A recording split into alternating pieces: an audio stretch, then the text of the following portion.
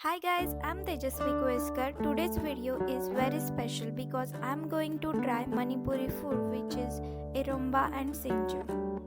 So here is the recipe of Singju. Here is the all ingredients for Singju: sliced onions, pea leaves, fish mint, cabbage, parsley and chopped coriander. So first mix these all ingredients together.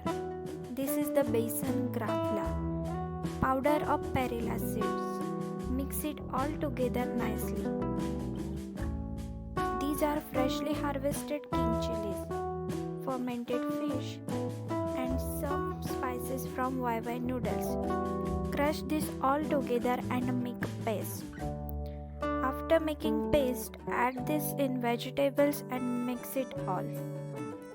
At the end, add crushed YY and pea leaves. Our Sinju is ready.